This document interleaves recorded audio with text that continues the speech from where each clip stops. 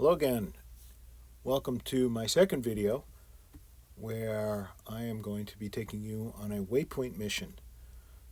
And a waypoint mission with these types of planes is fully autonomous, meaning I'm not flying the plane, but you create a flight path and a flight, a voyage, if you will, a voyage plan like we do on ships at a certain altitude and speed and let it go.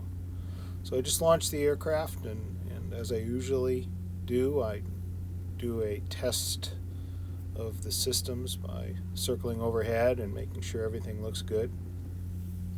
On the display, you'll see that on the left side you have vertical speed, G-force, position, speed of the aircraft, status of the aircraft, which is in hold or loiter mode, heading, distance to home, altitude, and amperage draw and power, remaining power. Those are two important things to figure out how much power you have and how much draw you have on them. So in just a short period of time, I'll be switching it over to waypoint mode, and the aircraft is going to start flying to waypoint 1.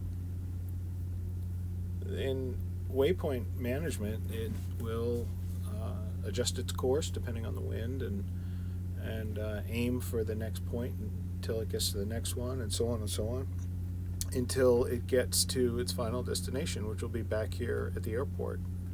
And this particular plan just goes up over the forests and the fields, flies along the levees, and then comes back down. So this is something I really enjoy.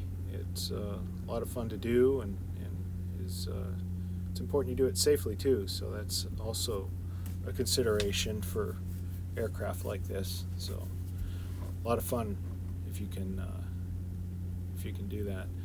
Anyhow, this thing is going to be swinging over into waypoint mode here shortly. There it is. It just grabbed the first waypoint, and it's going to be heading north towards the levee and turn around and come back. So you might notice that this aircraft looks a little bit different than the last video, and that's because it is.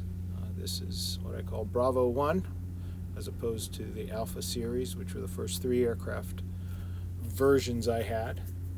There were 2 of the original ones, and a lot of lessons learned on those, but this one's improved. I've done a lot better job on soldering and making sure I have better, more robust systems. And this one I did in a gray livery, kind of a navy theme. I like the way it looks, and I've also put on some more efficient engines, not necessarily faster, but more efficient, because this plane is fast enough. It's really slippery, and it'll go on and on and on. Looking on the right side of your screen, you can see on the lower right is a kind of an overhead view map of where it's going to the next waypoint, and in the upper right is a graphical representation of where we have traveled so far. So here we come up to the first waypoint, and you'll see a banking turn to the right. It's a little bit janky and it's not very smooth, and that's something I'm working on. I think there's a setting in there that allows it to be a little smoother in its course corrections, so I'm looking into that. That's part of the hobby that I enjoy. This was early in the morning, just after sunrise, which is an awesome time to fly. It has very little wind, so as I was saying in my other videos, it's really good to fly this way because there's no other turbulence or wind pushing you around. It's just pure flight and super smooth. That's why I like flying in the mornings and the evenings. So we're coming up on the next waypoint here on the northwest side of the property, and it's a great place to fly. You can see there's no obstructions, and there's a good line of sight. You can probably just barely make it out from in the distance, especially with my nav lights on. They're very bright. And here we go into the next waypoint, flying over the nav district ditch system or levee system. And it's for the drainage of the area. That's why they let the radio control club fly here, because it's dedicated to this service. It's a pretty cool deal we have here. So I have a pan and tilt camera. It's only set up for pan at the moment, but when this thing is flying autonomously, I can feel free to look around. I wouldn't do this in a more aggressive low altitude flight that requires really intense concentration.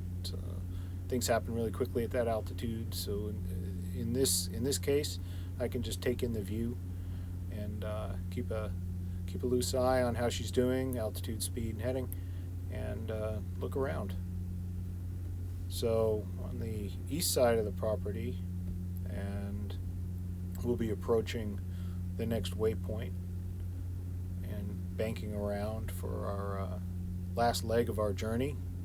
If you look in the upper right, you can see the entirety of the flight plan and where the waypoints are. And as you watch us turn around, you can see that little red arrow move with our course over ground and our heading. So this is the second to last waypoint that we turn around as we approach it and heading for home. So coming up on the Beaumont Radio Control Club field, and we've finished our autonomous mission. And thanks for coming along. Appreciate you taking the time to watch the video, and I love it when I can share what brings me joy with you. So thanks for being here.